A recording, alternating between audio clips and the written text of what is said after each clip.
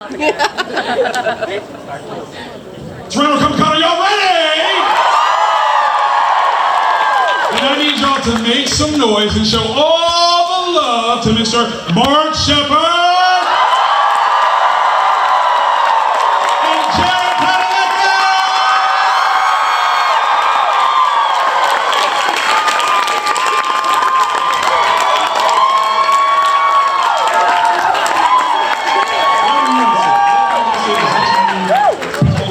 Good morning.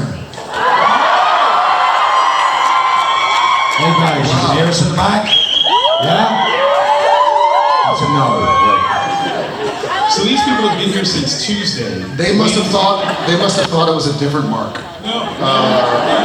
Just kidding. I love him. They were chanting Sheppard earlier. 10:34. So it It began. starts. I went outside of my normal all black because I was in New York with Jen and Tom this last week. And Tom has this in white, and we ended up going to a shoe store in New York, and they had the same sweater that he had. So he's like, I'm gonna start sweating. So I'm gonna be like 40 pounds by the end of this talk. That's how you do this. This is true acting sportsmanship, right? You got to make sure, like, I'm cutting weight while talking to you. Like, it's a whole plan. Genius. That's what I'm on. I need to be like that. Guys, thank y'all for joining us today. You could have been literally anywhere in the world, so we're super glad that you're here with us.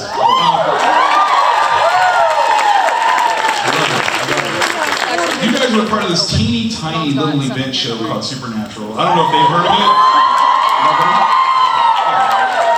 Little small type thing. And actually, where's Silver at? Where's my friend Silver? There's Silver. We were talking earlier, and I totally had this question lined up, so it was perfect, locked in. Plot is what happens in a story, right? I think so, yeah. But the story is really built on emotion. So for you guys, from your perspective, what is Supernatural about? Jesus Christ. Yeah, that's right. You started making fun of Mark. You started making fun of Mark. I had to go high. That's what we do. God, that's a great question. Thank you. Silver, fuck you, man. You couldn't wait till like 4 p.m.? Nah. Love you. For me, Supernatural was obviously over 327 episodes about a lot of things.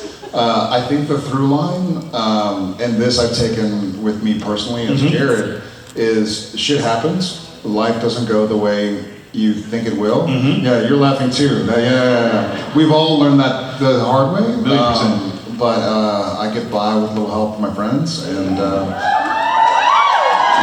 and my SPN family, our SPN family. And so it's kind of about, I've said this before about different things, but it's about keeping fighting until you finally understand what you're fighting for. And taking note along the way. So, you know, Sam and Dean and even Crowley, all of us, Charlie, everybody, Rowena, we're searching for something until the meaning revealed itself. There's a great quote that I love. Everybody lives 2 lives.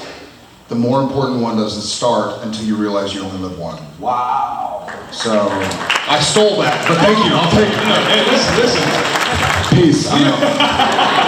It's Sunday morning. That was church. I needed that one. That was good. Yes. Mark, from Crowley's point of view. The endless search for lunch. Man's gotta eat. I love that. It's, you know what it is? I'm thinking about it, it's a great question, but I think it has a lot to do with fear and the dissipation of fear and facing fear. And I think the struggles that we have, because the opposite of fear is love, Right? and I think the themes, the opposite of love is not hate, the opposite of love is fear. So these people are put into fear circumstances, fear of family losing, Right. The changing circumstances of all these characters, incredible characters over the years. And a lot of the motivation is fear, and it's conquering those fears and discovering that love is the answer. I love that. Yep. By the way, good for you guys. I think we all understood that one. You know what's funny is last night, Cliff and I had dinner with our buddy Jim Michaels, who was a producer on Supernatural, and Phil Segresha, who was a producer, EP, director, did Yellow Fever, did an episode called Sacrifice. And he's directing me, Jensen, and Misha in The Boys. Yeah, y'all clap. I have to get naked. I don't know yet. Viewership just went way up. I don't know yet. It's not in the script. But that's why.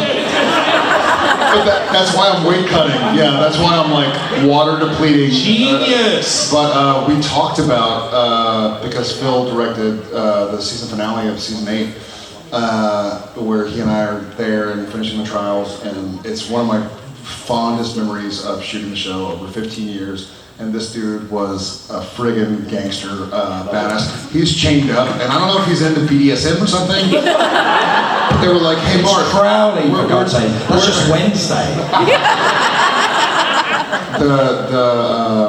The helpers were all like, "Hey, Mark, we can untie you." He's like, "No, I'm good. I'll stay here." So it all worked out. And I'm not gonna go where I was just gonna go. But yeah, it's a moment, a 3-day moment. I hope It's the most codifying thing of the whole series for me, because when you work with a group of people day in, day out, there's never enough time, there's never enough money. You're trying to make the best thing you can make, and everybody is working at their best, at their top, to try to just get this story out, right? This is what we're trying to do. And normally when you shoot a television show, you shoot the beginning on a Wednesday, the end on the Tuesday, and something else happens on the Thursday and has no relationship to it, because it's based on where you need to shoot more than why you need to shoot. And the whole end of the season 8 finale is very particular. It's in order, and Phil made a decision to shoot that entire section sequentially, one after the other, absolutely, which is very rare for us. That is a very rare thing.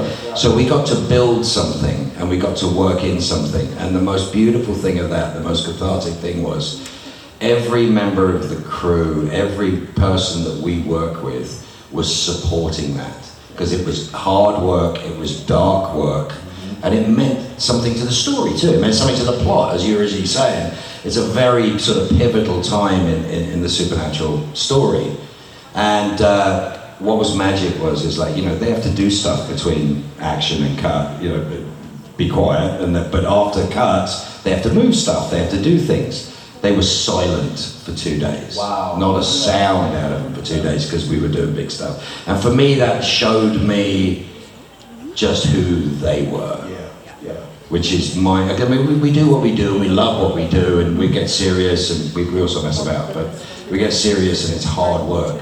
But to have every single person going, "No, we're here for you. This is what we're going to do. We're going to give you a safe space to play in, and let's see how far we can take this." Amen. That's brilliant. I love that. I think we can comfortably say that Supernatural has created an obsession amongst its fans. Yes? I don't know, man. That's not quite yet.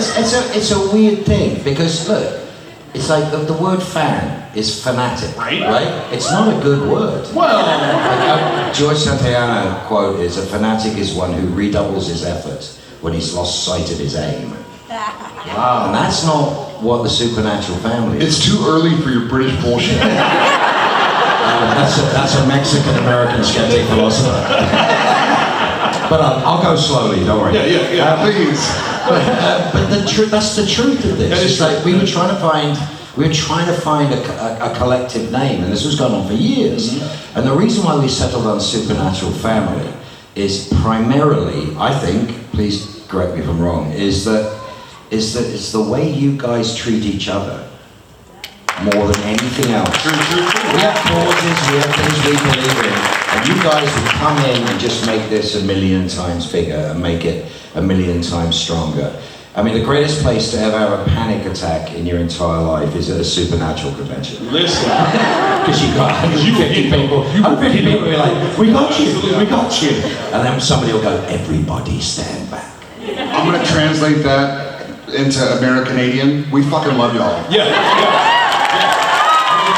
But that's the thing. The nature of obsession, the nature of fanaticism, is a derisory term created by people who don't understand what it is to truly love something and truly get something from. And it's kind of an outside jealousy. You're right. You're absolutely right. And they're going, oh, fans. Oh, you know. I mean, we might as well all be furries, and you know, or 501. Wait, you're 501 Storm. You're not a furry? BDSM. I do the show. Yes, Mo, my BDSM stories. But that's, it's a really, it's a really big deal for me. It's a really big deal. The way you guys treat each other is akin to a family, to an open family with open arms to welcome people in. To call that fanaticism or obsession, sorry, is, I think, derisory. I think the truth is nobody ever saw anything quite like this. That's amazing. And there are a few crazy uncles and Yeah, crowd you here. got to take care of that. Family, that's We part of it. on Twitter, X, whatever it's called.